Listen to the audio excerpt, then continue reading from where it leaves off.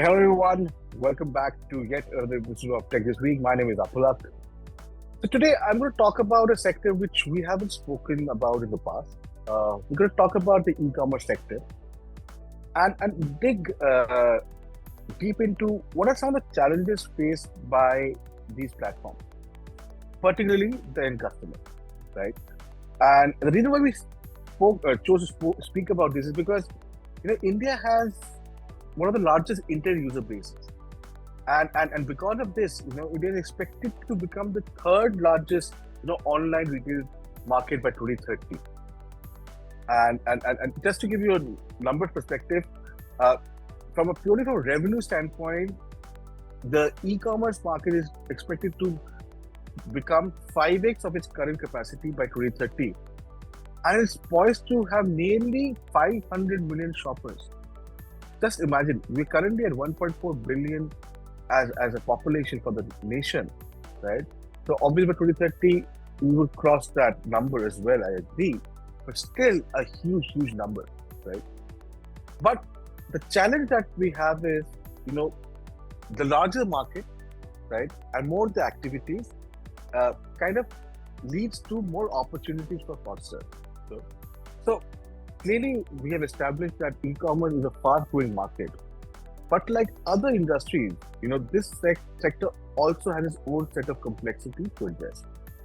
In fact, specifically, I'm pointing out the challenges that customers, people like you and me, face while using this platform, right? With such huge potential, e-com has certainly grabbed the attention of fraudsters, mostly from the domestic market. So, and when I say fraud, I am not talking about cyber espionage. So I'll probably get right into it, right? So I'm sure most of us, I have had bit experiences of my own as well, of being a victim of fraud at some point or the other, right?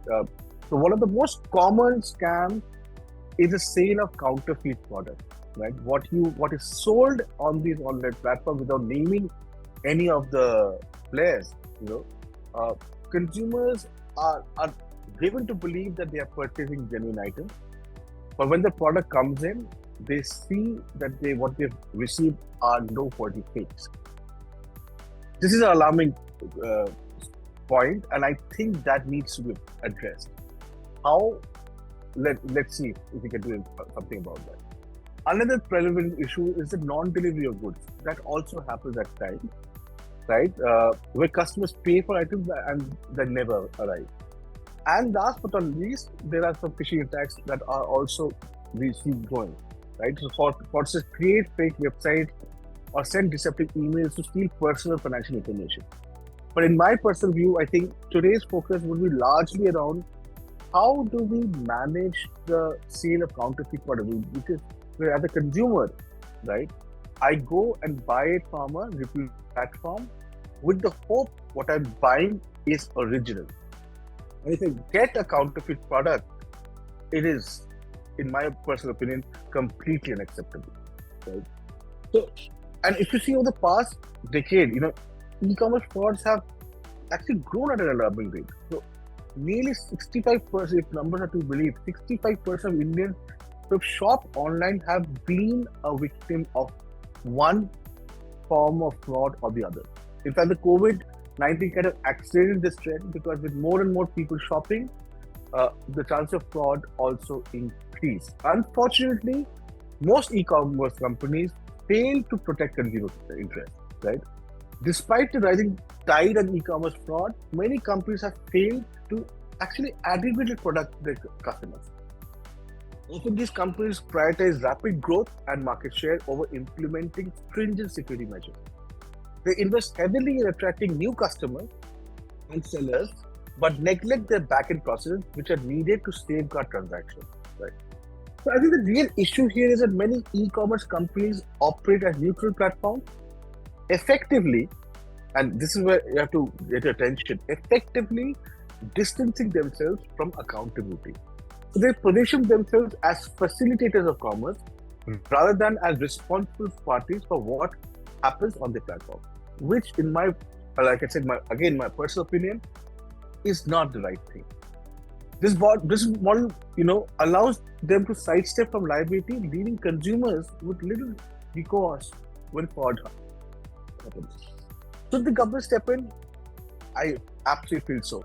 There are regulations designed to protect online shoppers, such as the Consumer Protection Act, and there are various e-commerce guidelines as well.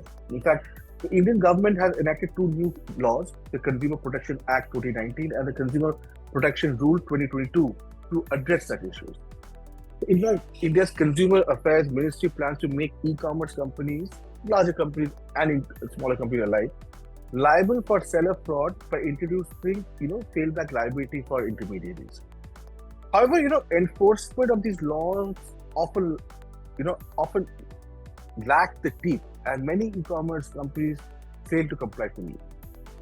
Now the question is, why do these e-commerce giants fail to comply? Have they made it a habit, or are they under the impression they are above the law of the land? Another aspect that needs to be thought through is government going soft on them?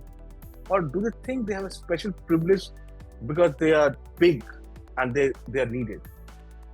Personally, I don't think so. Like I said, if the government chooses to act heavy, they can act heavy on any platform. In fact, the recent actions that were taken against Paytm was literally the flag bearer as far as the UPI space goes. If they can come down heavy on a platform like Paytm, I see no reason why they can't do so for such an e-commerce platform.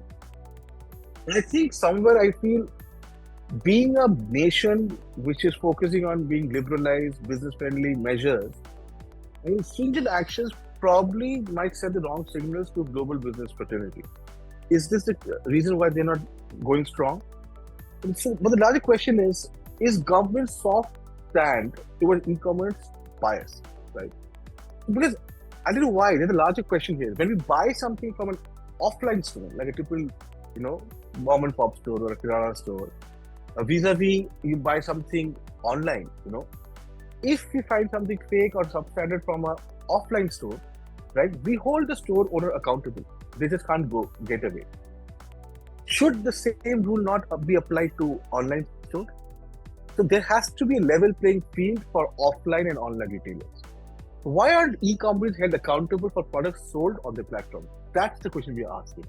I know, not an easy place to put your bets on, but again, in our view, in order to have e-commerce platforms win back the customer's confidence, it's important that maybe they extend concepts like what, for instance, Flipkart has, Flipkart Assurance, or Amazon A to Z guarantee to all products that they sell instead of just select few, right?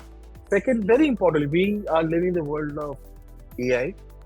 So invest in advanced AI and machine learning systems to detect fraudulent activities in real time, so that actually the end customer is protected, right?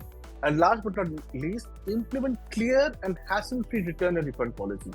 Ensure that these policies are prominently displayed and easily accessible by the end customer. At the end, if you're deceiving your end customer, there will be a time when people will start doubting your platform and may move to other alternatives.